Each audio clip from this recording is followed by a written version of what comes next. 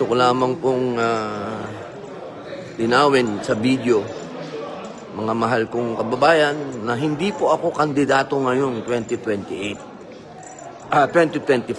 Ako po ay hanggang 2028. Ulitin ko po hindi po ako kandidato ng 2025. Hindi po ako kasama ngayon.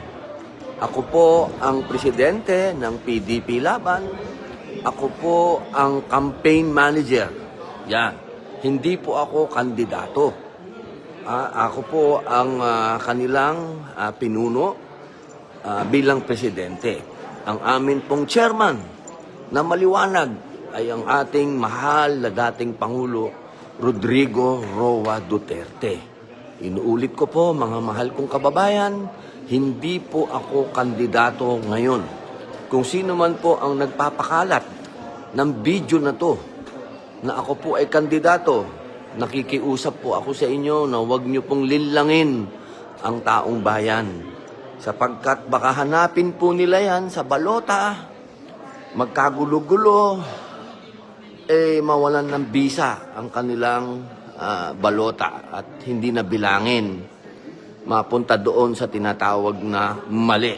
Nako, mga mahal kong kababayan, 10 po ang kandidato ng PDP Laban. Opisyal na kandidato ng PDP Laban. 10 lang po yan.